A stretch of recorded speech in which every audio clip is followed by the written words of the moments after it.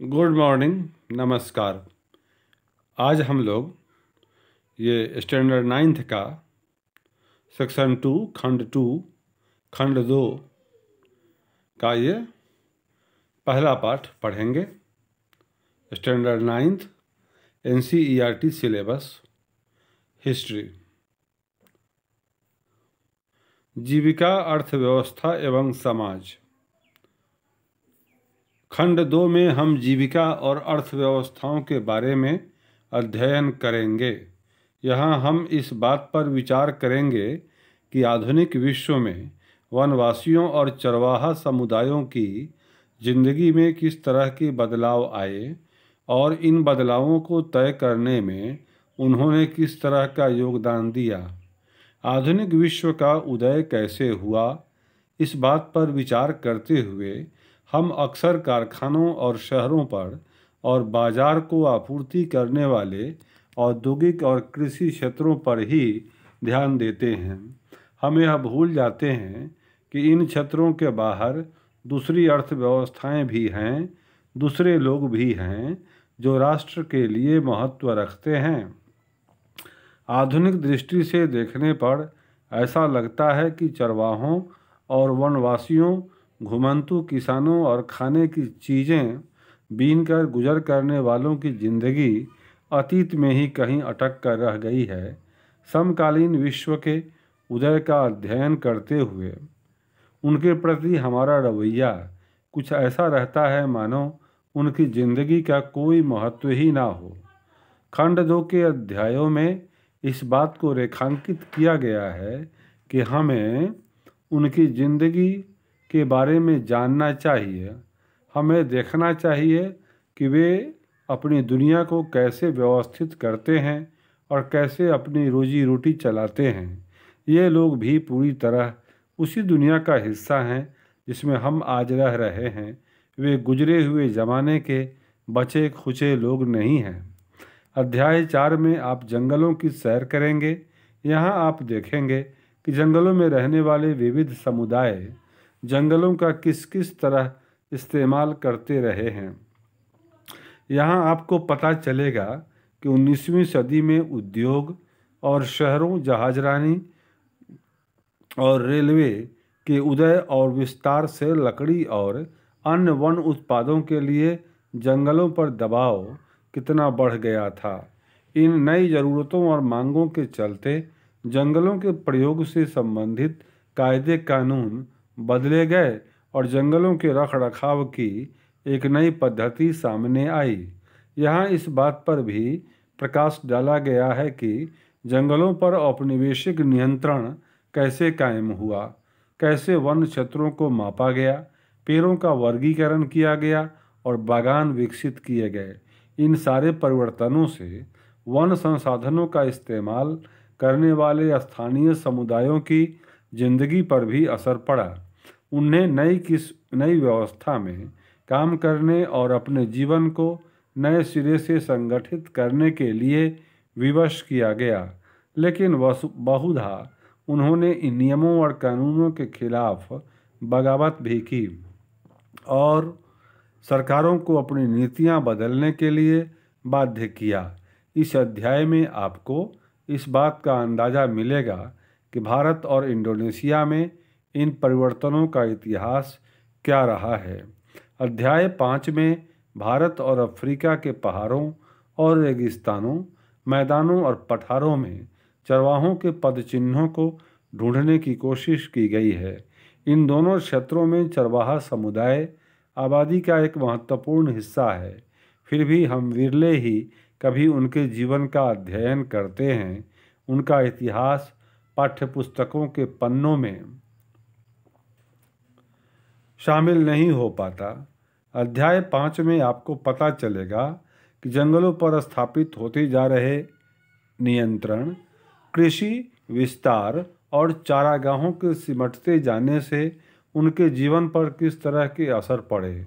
इस हिस्से में आपको उनके आवागमन, अपने समुदाय के साथ उनके संबंधों और बदलते परिवेश के अनुरूप वह खुद को कैसे ढालते हैं, इसके बारे में जानने का मौका मिलेगा।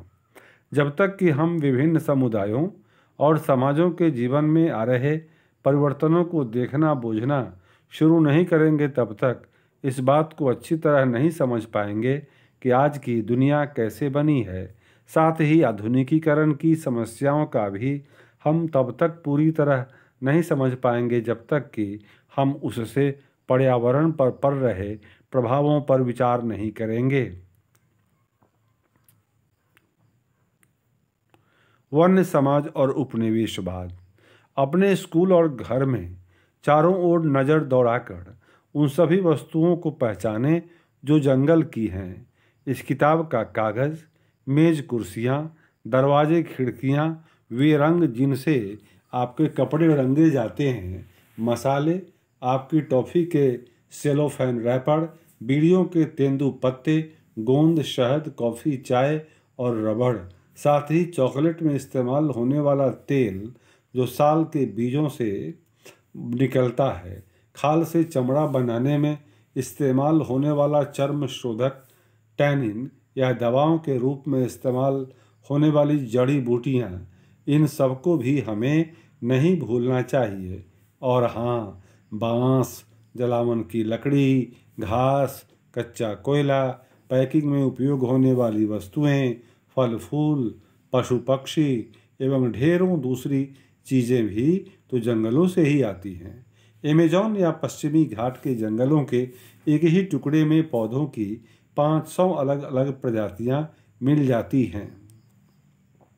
अमेज़न के जंगल में आपको या पश्चिमी घाट के जंगल में एक ही टुकड़ा में जंगल के एक टुकड़े में जाइएगा तो आपको 500 से ज़्यादा प्रजातियां मिल जाती हैं पेड़ों की। यह विविधता तेज़ी से लुप्त होती जा रही है।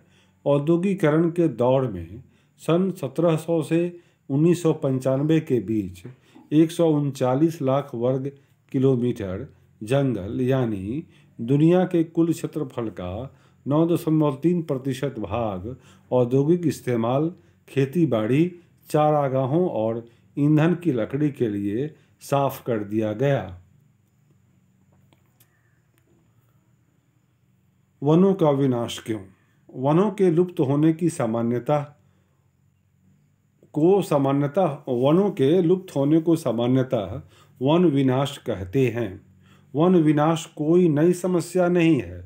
वैसे तो यह प्रक्रिया कई सदियों से चली आ रही थी, लेकिन औपनिवेशिक शासन के दौरान इसने कहीं अधिक व्यवस्थित और व्यापक रूप ग्रहण कर लिया। आइए भारत में वन विनाश के कुछ कारणों पर गौर करें। जमीन की बेहतरी। सन 1600 में हिंदुस्तान के कुल भूभाग के लगभग छठे हिस्से पर खेती होती थी। आज यह आंकड़ा बढ़कर आधे तक पहुंच गया है। इन सदियों के दौरान जैसे जैसे आबादी बढ़ती गई और खाद्य पदार्थों की मांग में भी वृद्धि हुई, वैसे वैसे किसान भी जंगलों को साफ करने लगे। वनों का विनाश क्यों?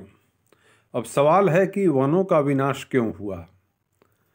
इस टॉपिक को पढ़ने की आवश्यकता क्या है? तो उसके विषय में बात यह है कि वनों के लुप्त होने को सामान्यतः वन विनाश कहते हैं। वन विनाश कोई नई समस्या नहीं है। वैसे तो यह प्रक्रिया कई सदियों से चली आ रही थी, लेकिन औपनिवेशिक शासन के दौरान इसने कहीं अधिक व्यवस्थित और व्यापक रूप ग्रहण कर लिया। आइए भारत में वन विनाश के कुछ कारणों पर गौर फरमाएं। जमीन की बेहतरी। सन 1600 में हिंदुस्तान के कुल भूभाग के लगभग छठे हिस्से पर खेती होती थी। आज यह आंकड़ा बढ़कर अभी तक आधे तक पहुंच गया है। इन सदियों के दौरान जैसे जैसे आबादी बढ़ती गई और खाद्य पदार्थों की मांग में वृद्धि हुई, वैसे वैसे किसान भी जंगलों को साफ करके खेती की सीमाओं को विस्तार देते गए। औपनिवेशिक काल में खेती में तेजी से फैलाव आया। इसकी कई वजहें थीं। पहली, अंग्रेजों ने व्यावसायिक फसलों जैसे पटसन, गन्ना गेहूं और कपास के उत्पादन को जमकर प्रोत्साहित किया, खूब प्रोत्साहित किया। 19वीं सदी के यूरोप में बढ़ती शहरी आबादी का पेट भरने के लिए खाद्यान्न और औद्योगिक उत्पादन के लिए कच्चे माल की ज़रूरत थी। लिहाजा इन फसलों की मांग में इजाफा हुआ। दूसरी वजह यह थी कि 19वीं सदी की शुरुआत में औपनिवेशिक सरकार ने जंगलों को अनुत्पादक समझा। उनके हिसाब से इस व्यर्थ के बियाबान पर खेती करके उससे राजस्व और कृषि उत्पादों को पैदा किया जा सकता था और इस तरह राज्य की आय में वृद्धि हो सकती थी। यही वजह थी कि 1880 से 1920 के बीच खेती योग्य जमीन के क्षेत्रफल में 67 लाख हेक्टेयर की बढ़त हुई। मतलब जंगलों को काट के उनको कृषि कार्य के लिए उपयुक्त बनाया गया। खेती के विस्तार को हम विकास का सूचक मानते हैं, लेकिन हमें यह नहीं भूलना चाहिए कि जमीन को जोतने के पहले जंगलों की कटाई करनी पड़ती है। पटरी पर स्लीपर। स्लीपर रेल की पटरी के आर पार लगे लकड़ी के तख्ते जो पटरियों को उनकी जगह पर रोके रखते हैं, उन्हें स्लीपर कहते हैं।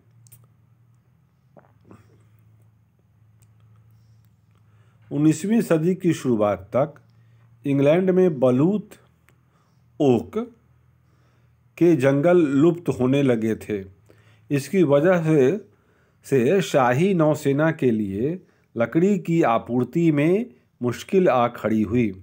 मजबूत और टिकाऊ लकड़ी की नियमित आपूर्ति के बिना अंग्रेजी जहाज भला कैसे बन सकते थे और जहाज़ों के बिना शाही सत्ता कैसे बचाई और बनाए रखी जा सकती थी। 1520 के दशक में खोजी दस्ते हिंदुस्तान की वन संपदा का अन्वेषण करने के लिए भेजे गए। एक दशक के भीतर बड़े पैमाने पर पेड़ काटे जाने लगे और भारी मात्रा में लकड़ी का हिंदुस्तान से निर्यात होने लगा।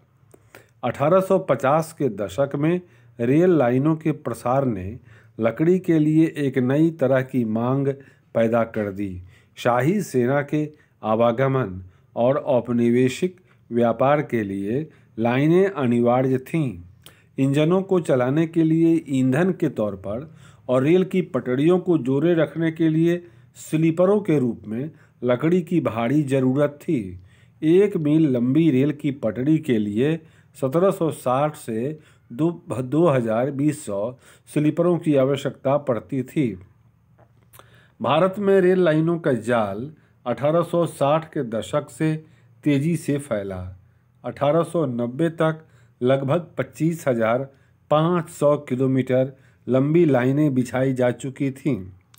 1946 में इन लाइनों की लंबाई 7,65,000 किलोमीटर तक बढ़ चुकी थी। रेल लाइनों के प्रसार के साथ साथ बड़ी तादाद में पेड़ भी काटे गए। अकेले मद्रास प्रेसिडेंसी में 1850 के दशक में प्रतिवर्ष 35,000 पेड़ स्लीपरों के लिए काटे जा गए। सरकार ने आवश्यक मात्रा की आपूर्ति के लिए निजी ठेके दिए। इन ठेकेदारों ने बिना सोचे समझे पेड़ काटना शुरू कर दिया। रेल लाइनों के इर्द गिर्द जंगल तेजी से गायब होने लगे।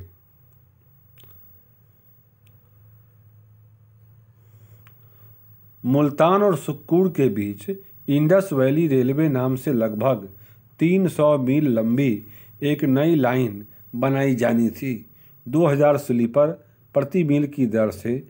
इसके लिए 10 फुट गुना 10 इंच गुना 5 इंच या 3.5 घन फुट प्रति इकाई के 600,000 स्लीपर की ज़रूरत होगी, या कि 2 लाख क्यूबिक फीट से ऊपर लकड़ी की। इन इंजनों को ईंधन के लिए लकड़ी चाहिए। दोनों तरफ प्रतिदिन 1 ट्रेन और 1 मन प्रति ट्रेन मील के हिसाब से सालाना 2,19,000 मन की ज़रूरत होगी। इसके अलावा ईंटों के लिए भी भारी मात्रा में ईंधन की ज़रूरत होगी। स्लीपर मुख्य रूप से सिंध के जंगलों से आया करेंगे। यह ईंधन सिंध और पंजाब के झाऊ, ठमरिस्क और झाड़ के जंगलों में लाया जाना था। दूसरी नई नॉर्दर्न स्टेट रेलवे लाहौर से मुल्तान तक थी। आंकड़ों के हिसाब से इसके निर्माण के लिए 22,000 स्लीपर की ज़रूरत होगी।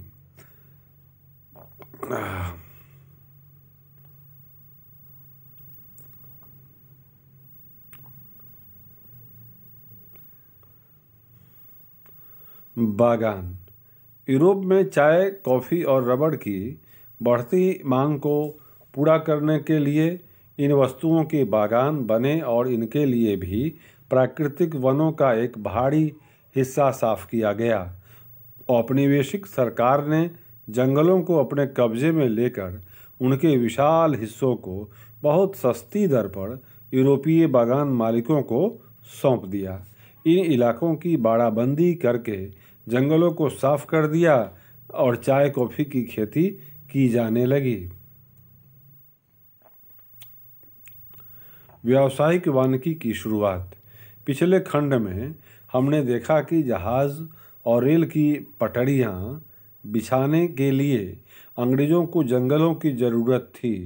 अंग्रेज़ों को इस बात की चिंता थी कि स्थानीय लोगों द्वारा जंगलों का उपयोग और व्यापारियों द्वारा पेड़ों की अंधाधुंध कटाई से जंगल नष्ट हो जाएंगे। इसलिए उन्होंने डायट्रिच ब्रैंडिस नामक जर्मन विशेषज्ञ को ये जर्मन विशेषज्ञ थे को इस विषय पर मशवरे के लिए बुलाया और उसे देश का पहला वन महानिदेशक नियुक्त किया। देश का पहला वन महानिदेशक कौन थे? डायट्रिच ब्रैंडिस ने महसूस किया कि लोगों को संरक्षण विज्ञान में प्रशिक्षित करना और जंगलों के प्रबंधन के लिए एक व्यवस्थित तंत्र विकसित करना होगा। इसके लिए कानूनी मंजूरी की ज़रूरत पड़ेगी। वन संपदा के उपयोग संबंधी नियम तय करने पड़ेंगे। पेड़ों की कटाई और पशुओं को चराने जैसी गतिविधियों पर पाबंदी लगाकर ही जंगलों को लकड़ी उत्पादन के लिए आरक्षित किया जा सकेगा। इस तंत्र की अवमानना करके पेड़ काटने वाले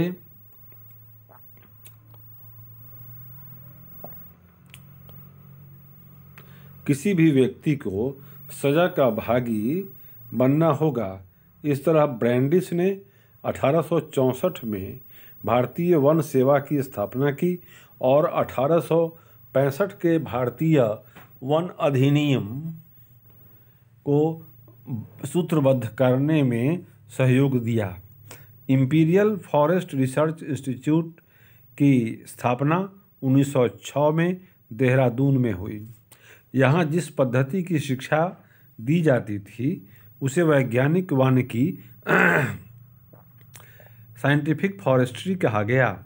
लेकिन आज पारिस्थितिकी विशेषज्ञों सहित ज़्यादातर लोग मानते हैं कि यह पद्धति कतई वैज्ञानिक नहीं है। वैज्ञानिक वानिकी के नाम पर विविध प्रजाति वाले प्राकृतिक वनों को काट डाला गया। इनकी जगह सीधी पंक्ति में एक ही किस्म के पेड़ लगा दिए गए। इसे बागान कहा जाता है। वन विभाग के अधिकारियों ने जंगलों का सर्वेक्षण किया, विभिन्न किस्म के पेड़ों वाले क्षेत्र की नाप जोख की और वन प्रबंधन के लिए योजनाएं बनाईं। उन्होंने यह भी तय किया कि बागान का कितना क्षेत्र प्रतिवर्ष काटा जाएगा।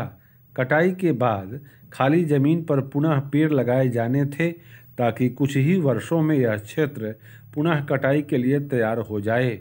1865 में वन अधिनियम के लागू होने के बाद इसमें 2 बार संशोधन किए गए, पहले 1878 में और फिर 1927 में।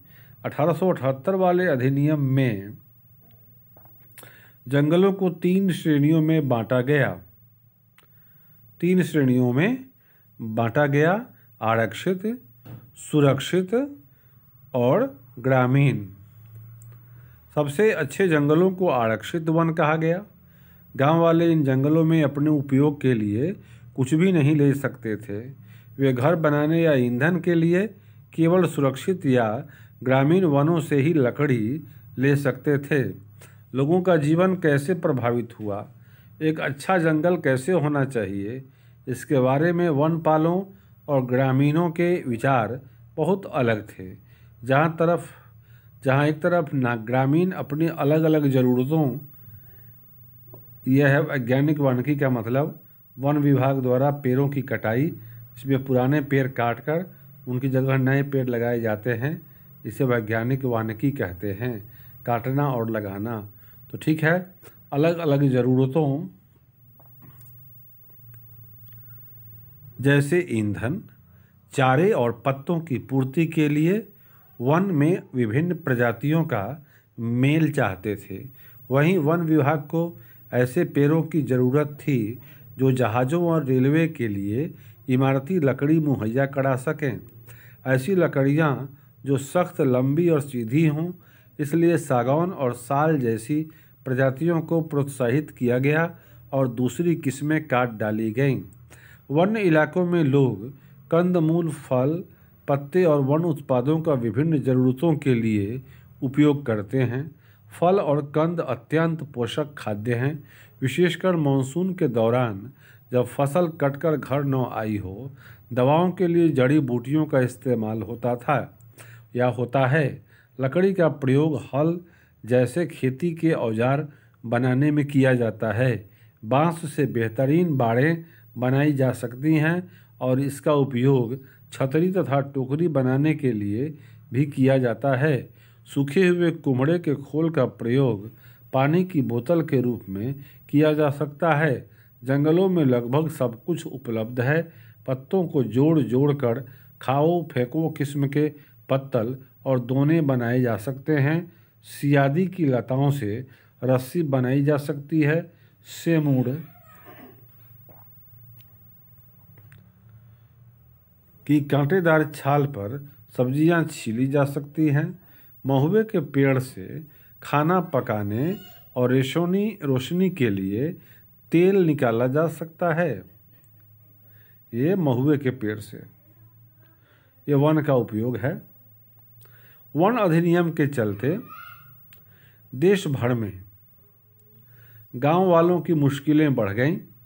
इस कानून के बाद घर के लिए लकड़ी काटना, पशुओं को चराना, कंदमूल फल इकट्ठा करना आदि रोज़मर्रा की गतिविधियां गैर कानूनी बन गईं। अब उनके पास जंगलों से लकड़ी चुराने के अलावा कोई चारा नहीं बचा और पकड़े जाने की स्थिति में वे वन रक्षकों की दया पर होते जो उनसे घूस ऐंठते। जलावनी लकड़ी एकत्र करने वाली औरतें विशेष तौर से परेशान रहने लगीं। मुफ्त खाने पीने की मांग करके लोगों को तंग करना पुलिस और जंगल के चौकीदारों के लिए सामान्य बात थी। वनों के नियम से खेती कैसे प्रभावित हुई? यूरोपीय उपनिवेशवाद का सबसे गहरा प्रभाव झूम या घुमंतू खेती की प्रथा पर दिखाई पड़ता है। एशिया, अफ्रीका और दक्षिण अमेरिका के अनेक भागों में यह खेती का एक परंपरागत तरीका है। इसके कई स्थानीय नाम हैं, जैसे दक्षिण पूर्व एशिया में लादिंग, मध्य अमेरिका में मिल्पा कहते हैं झूम की खेती को, अफ्रीका में चितमेन या तावी और श्रीलंका में चेना कहते हैं झूम की खेती को। हिंदुस्तान में घुमंतू खेती के लिए धाया, पेंदा, बेवड़, नेवड़, झूम, पोडू, खानदाद और कुमरी ऐसे ही कुछ स्थानीय नाम है जिनका मतलब होता है झूम की खेती अर्थात घुमंतू खेती, अर्थात खेत हमेशा बदलते रहते थे। खेती करने के लायक नए खेतों की तलाश होती रहती थी। घुमंतू कृषि के लिए जंगल के कुछ भागों को बारी बारी से काटा और जलाया जाता है। मानसून की पहली बारिश के बाद इस राख में बीज बो दिए जाते हैं और अक्टूबर-नवंबर में फसल काटी जाती है। इन खेतों पर 2-1 साल खेती करने के बाद उन्हें 12 से 18 साल तक के लिए पड़ती छोड़ दिया जाता है, जिससे वहाँ फिर से जंगल पनप जाएं। इन भूखंडों में मिश्रित फसलें उगाई जाती हैं, जैसे मध्य भारत और अफ्रीका में ज्वार बाजरा, ब्राज़ील में कसावा और लैटिन अमेरिका के अन्य भागों में मक्का और फलियाँ। यूरोपीय वन रक्षकों की नज़र में यह तरीका जंगलों के लिए नुकसानदेह था। उन्होंने महसूस किया कि वहाँ कुछ एक सालों के अंतर पर खेती की जा रही हो, ऐसी ज़मीन पर रेलवे के लिए इमारती लकड़ी वाले पेड़ नहीं उगाए जा सकते। साथ ही जंगल जलाते समय बाकी बेशकीमती पेड़ों के भी फैलती लपटों की चपेट में आ जाने का खतरा बना रहता है। घुमंतू खेती के कारण सरकार के लिए लगान का हिसाब रखना भी मुश्किल था। इसलिए सरकार ने घुमंतू खेती पर रोक लगाने का फैसला किया। इसके परिणाम स्वरूप अनेक समुदायों को जंगलों में उनके घरों से जबरन विस्थापित कर दिया गया। कुछ को अपना पेशा बदलना पड़ा तो कुछ ने छोटे बड़े विद्रोहों के जरिए प्रतिरोध किया। शिकार की आज़ादी किसे थी? जंगल संबंधी नए कानूनों ने वनवासियों के जीवन को एक और तरह से प्रभावित किया। वन कानूनों के पहले जंगलों में या उनके आसपास रहने वाले बहुत सारे लोग हिरन, तीतर जैसे छोटे मोटे शिकार करके जीवन यापन करते थे। यह पारंपरिक प्रथा अब गैर कानूनी हो गई। शिकार करते हुए पकड़े जाने वालों को अवैध शिकार के लिए दंडित किया जाने लगा। जहां एक तरफ वन कानूनों ने लोगों को शिकार के परंपरागत अधिकार से वंचित किया, वहीं बड़े जानवरों का खेत एक खेल बन गया। हिंदुस्तान में बाघों और दूसरे जानवरों का शिकार करना सदियों से दरबारी और नवाबी संस्कृति का हिस्सा रहा था। अनेक मुगल कलाकृतियों में शहजादों और सम्राटों को शिकार का मजा लेते हुए दिखाया गया है, किंतु औपनिवेशिक शासन के दौरान शिकार का चलन इस पैमाने तक बढ़ा कि कई प्रजातियां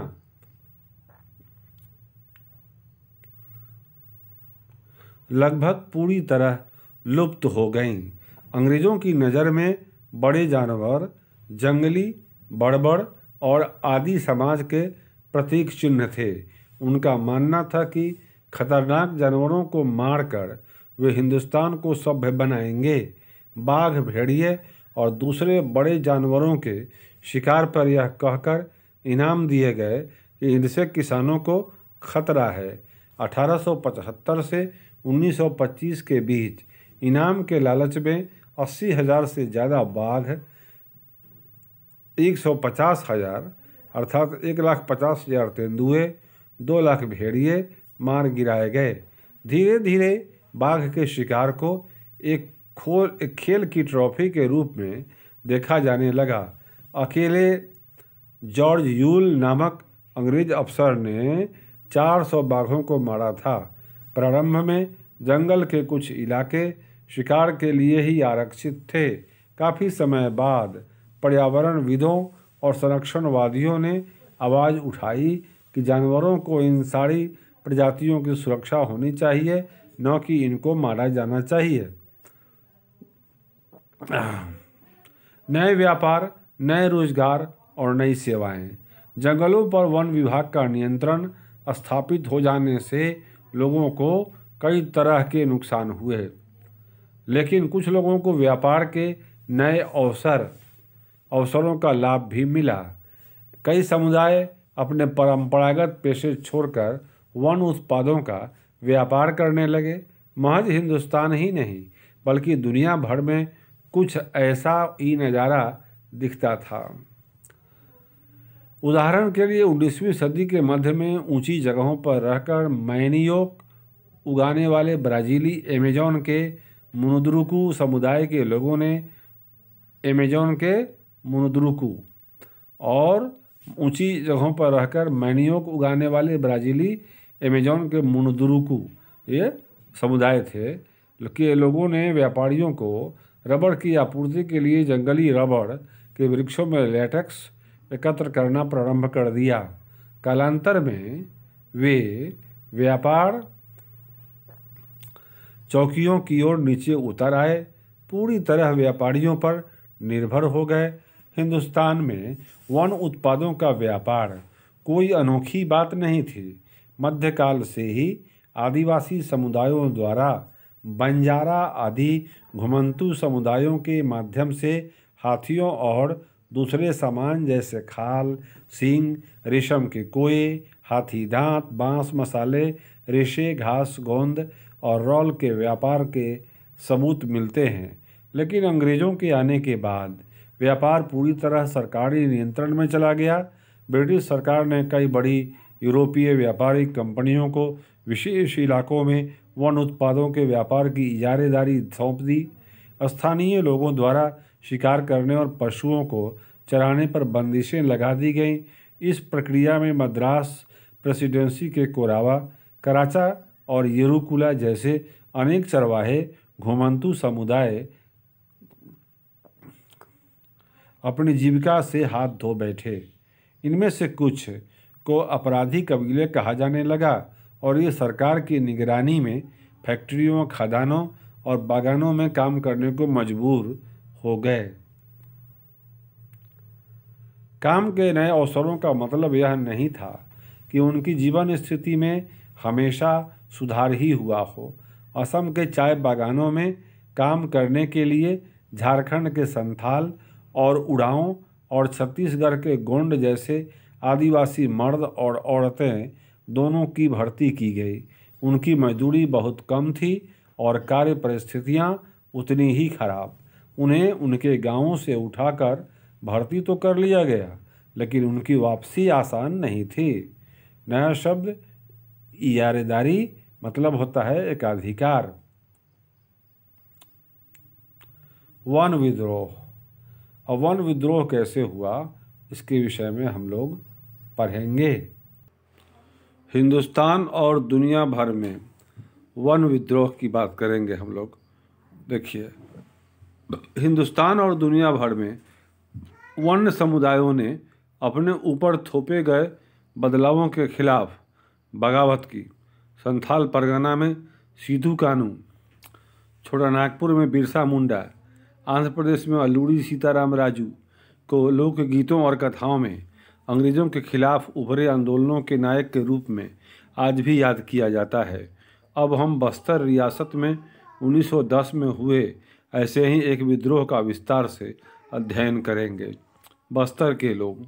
बस्तर छत्तीसगढ़ के सबसे दक्षिणी छोर पर आंध्र प्रदेश, उड़ीसा और महाराष्ट्र की सीमाओं से लगा हुआ क्षेत्र है।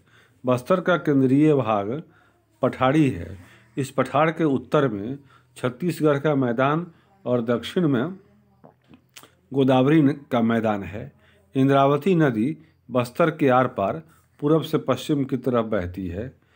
बस्तर में मरिया और मुड़िया गोंड, धुरबा, भतरा, हलबा आदि अनेक आदिवासी समुदाय रहते हैं। अलग अलग ज़बानें बोलने के बावजूद इनके रीति रिवाज और विश्वास एक जैसे हैं। बस्तर के लोग मानते हैं कि हर एक गाँव को उसकी ज़मीन धरती माँ से मिली है और बदले में वे प्रत्येक खेतिहर त्यौहार पर धरती को चढ़ावा चढ़ाते हैं।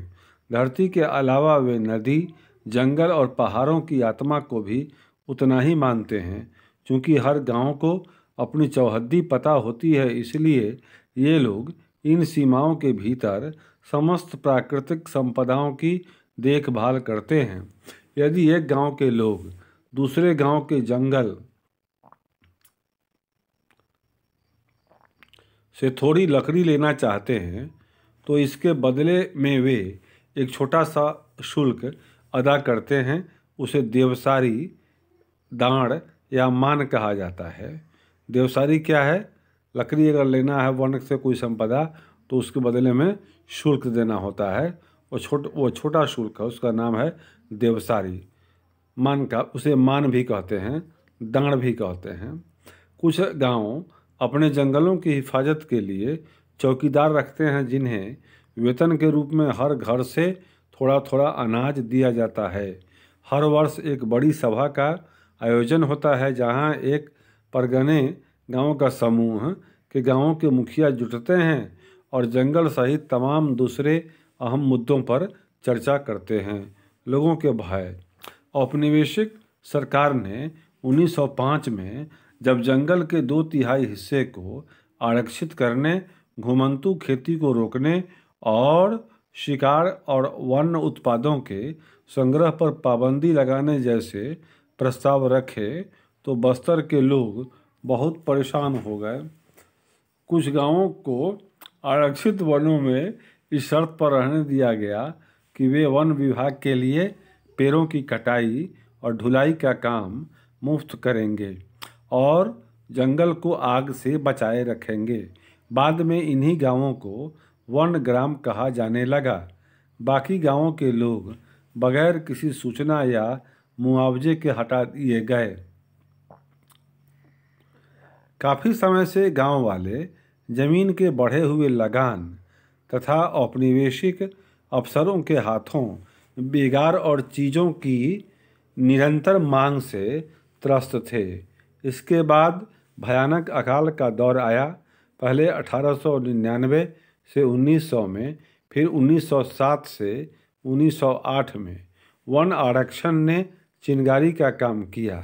लोगों ने बाजारों में, त्योहारों के मौके पर और जहाँ कहीं भी कई गांवों के मुखिया और पुजारी इकट्ठा होते थे, वहाँ जमा होकर इन मुद्दों पर चर्चा करना प्रारंभ कर दिया। कांगेर वनों के धुरवा समुदाय के लोग इस मुहिम में सबसे आगे थे। वे क्योंकि आरक्षण सबसे पहले यहीं लागू हुआ था। हालांकि कोई एक व्यक्ति इनका नेता नहीं था, लेकिन बहुत सारे लोग नेथानार गांव के गुंडाधूर को इस आंदोलन की एक अहम शख्सियत मानते थे।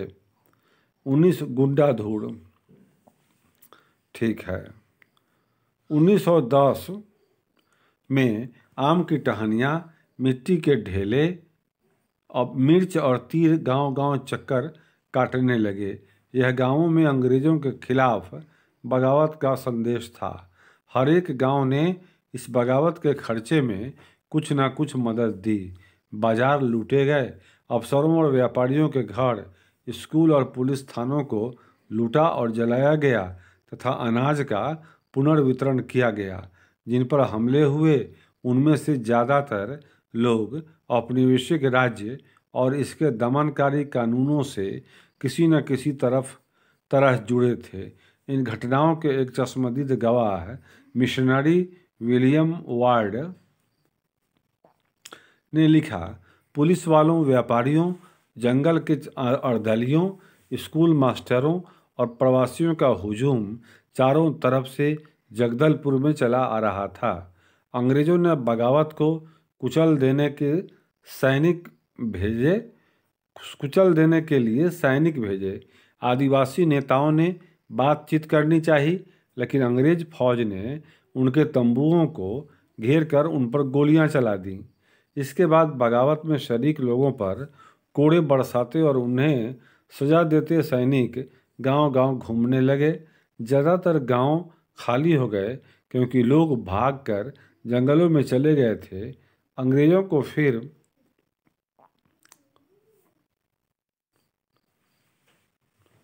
से नियंत्रण पाने में 3 महीने लग गए, फिर भी वे गुंडाधूड़ को कभी नहीं पकड़ सके।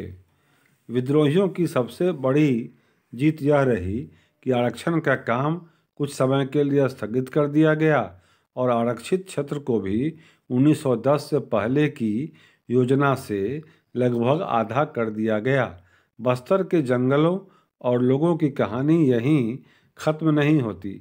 आज़ादी के बाद भी लोगों को जंगलों से बाहर रखने और जंगलों को औद्योगिक उपयोग के लिए आरक्षित रखने की नीति कायम रही। 1970 के दशक में विश्व बैंक ने प्रस्ताव रखा कि कागज उद्योग को लुगदी उपलब्ध कराने के लिए 4,600 हेक्टेयर प्राकृतिक साल वनों की जगह देवदार के पेड़ लगाए जाएं, लेकिन स्थानीय पर्यावरणविदों के विरोध के फलस्वरूप इस परियोजना को रोक दिया गया। आइए अब एशिया के एक और हिस्से इंडोनेशिया की तरफ चलें, जरा देखें इसी वक्त वहाँ क्या कुछ हो रहा था। जावा के जंगलों में हुए बदलाव। जावा को आजकल इंडोनेशिया के चावल उत्पादक द्वीप के रूप में जाना जाता है, लेकिन एक ज़माने में यह क्षेत्र अधिकांशतः वनाच्छादित था।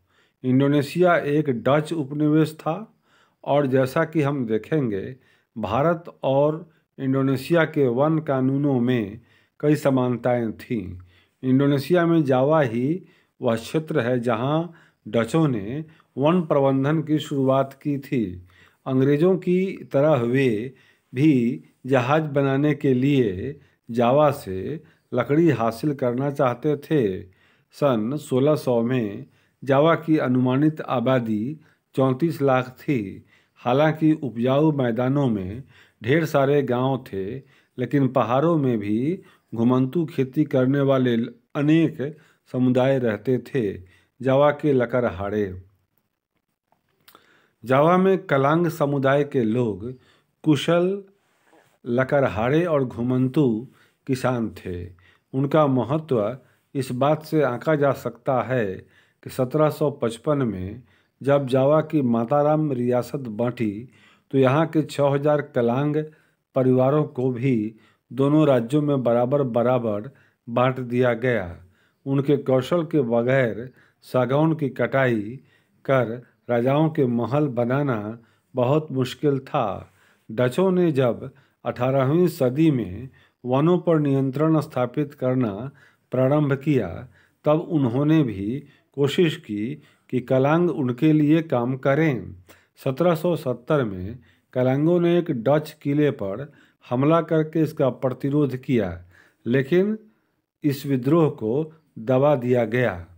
डच वैज्ञानिक वानिकी 19वीं सदी में जब लोगों के साथ साथ इलाकों पर भी नियंत्रण स्थापित करना जरूरी लगने लगा तो डच उपनिवेशकों ने जावा में वन कानून लागू कर ग्रामीणों की जंगल तक पहुंच पर बंदिशें थोप दी, रोक लगा दिया गया। इसके बाद नाव या घर बनाने जैसे खास उद्देश्यों के लिए सिर्फ चुने हुए जंगलों से लकड़ी काटी जा सकती थी, और वह भी कड़ी निगरानी में।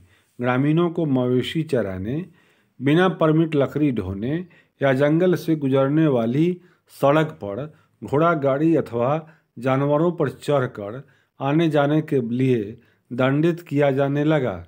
भारत की ही तरह यहाँ भी जहाज और रेल लाइनों के निर्माण में वन प्रबंधन और वन सेवाओं को लागू करने की आवश्यकता पैदा कर दी। 1882 में अकेले जावा से ही 2,80,000 स्लीपरों का निर्यात किया गया। जाहिर है कि पेड़ काटने, लट्ठों को ढोने और स्लीपर तैयार करने के लिए श्रम की आवश्यकता थी। डचों ने पहले तो जंगलों में खेती की जमीनों पर लगान लगा दिया और बाद में कुछ गांवों को इस शर्त पर मुक्त कर दिया कि वे सामूहिक रूप से पेड़ काटने और लकड़ी ढोने के लिए भैंसें उपलब्ध कराने का काम मुफ्त में किया करेंगे। इस व्यवस्था को ब्लैंडोंग-डिएंस्टेन के नाम से जाना जाता है। तो ब्लैंडोंग-डिएंस्टेन क्या था? तो मुफ्त में काम करना, गाड़ी ढोने के लिए भैंसा उपलब्ध कराने के का काम करना, और ये काम वो मुफ्त में करेंगे। बाद में वन ग्रामवासियों को लगान माफ़ी के बजाय थोड़ा बहुत मेहनताना तो दिया जाने लगा, लेकिन वन भूमि पर खेती करने के उनके अधिकार सीमित कर दिए गए। सामीन की चुनौती। सन 1890 के आसपास सागौन के जंगलों में स्थित रांदुब्लांतुंग गांव के निवासी सुरंतिको सामिन ने जंगलों पर राजकीय मालिकाने पर सवाल खड़ा करना प्रारंभ कर दिया। उसका तर्क था कि चूंकि हवा, पानी, जमीन और लकड़ी राज्य की बनाई हुई नहीं है, इसलिए उन पर उसका अधिकार नहीं हो सकता। जल्दी ही एक व्यापक आंदोलन खड़ा हो गया। इस आंदोलन को संगठित करने वालों में सामिन का दामाद भी सक्रिय था। 1907 तक 3000 परिवार उसके विचारों को मानने लगे थे। डच जब जमीन का सर्वेक्षण करने आए तो कुछ सामिन वासियों ने अपनी जमीन पर लेटकर इसका विरोध किया, जबकि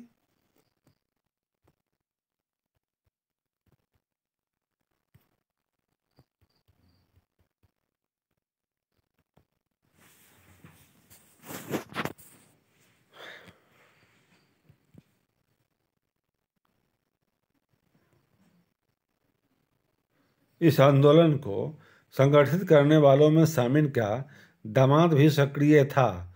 1907 तक 3000 परिवार उसके विचार को मानने लगे थे। डच जब जमीन का सर्वेक्षण करने आए तो कुछ साम्यवादियों ने अपनी जमीन पर लेटकर इसका विरोध किया, जबकि दूसरों ने लगान या जुर्माना भरने पर बेगार करने से इनकार कर दिया। युद्ध और वन विनाश। पहले और दूसरे विश्व युद्ध का जंगलों पर गहरा असर पड़ा। भारत में तमाम चालू कार्य योजनाओं को स्थगित करके वन विभाग ने अंग्रेजों की जंगी जरूरतों को पूरा करने के लिए बेतहाशा पेड़ काटे। जावा पर जापानियों के कब्जे से ठीक पहले डचों ने भस्म कर भागो नीति अपनाई, जिसके तहत आरा मशीनों और सागौन के विशाल लट्ठों उसके ढेर जला दिए गए, जिससे वे जापानियों के हाथ न लग पाएं। इसके बाद जापानियों ने वनवासियों को जंगल काटने के लिए बाध्य करके अपने युद्ध उद्योग के लिए जंगलों का निर्मम दोहन किया। बहुत सारे गांव वालों ने इस अवसर का लाभ उठाकर जंगल में अपनी खेती का विस्तार किया। जंग के बाद इंडोनेशियाई वन सेवा के लिए इन जमीनों को वापस हासिल कर पाना कठिन था। हिंदुस्तान की ही तरह यहाँ भी खेती योग्य भूमि के प्रति लोगों की चाह और ज़मीन को नियंत्रित करने तथा लोगों को उससे बाहर रखने की वन विभाग की जिद के बीच टकराव पैदा हुआ। वानिकी में नए बदलाव। 80 के दशक से एशिया और अफ्रीका की सरकारों को यह समझ में आने लगा कि वैज्ञानिक वानिकी और वन समुदायों को जंगलों से बाहर रखने की नीतियों के चलते बार बार टकराव पैदा होते हैं। परिणाम स्वरूप वनों से इमारती लकड़ी हासिल करने के बजाय जंगलों का संरक्षण ज़्यादा महत्वपूर्ण लक्ष्य बन गया है। सरकार ने यह भी मान लिया है कि इस लक्ष्य को हासिल करने के लिए वन प्रदेशों में रहने वालों की मदद लेनी होगी। मिजोरम से लेकर केरल तक हिंदुस्तान में हर कहीं घने जंगल सिर्फ इसलिए बच पाए कि ग्रामीणों ने सरना, देवराकुडू, कानड़ाई इत्यादि नामों से पवित्र बगीचा समझकर इनकी रक्षा की। कुछ गांव तो वन रक्षकों पर निर्भर रहने के बजाय अपने जंगलों की चौकसी आप करते रहे हैं। इसमें हर परिवार बारी बारी से अपना योगदान देता है।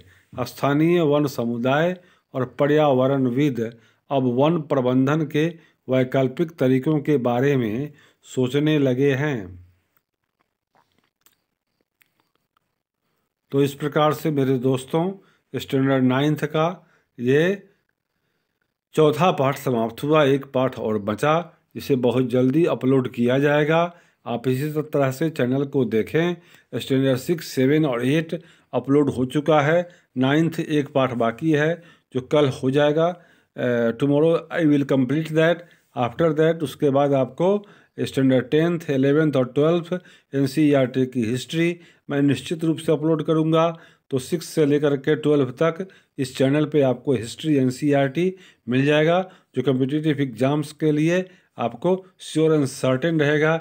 हिस्ट्री का क्वेश्चन 6 और 12 NCERT बुक इतिहास इसी में से आता है, तो आपको मैं यही पढ़ा रहा हूँ। आप कृपया मेरे चैनल को देखिए, 6 से 12 तक का सारा कुछ पढ़ के जाइए। किसी भी कम्पिटिटिव एग्जाम में जिसमें हिस्ट्री से क्वेश्चन आता है, उसमें एक भी क्वेश्चन हिस्ट्री का नहीं छूटेगा, ये मेरा गारंटी है आपको। तो thank you for viewing, have a nice day.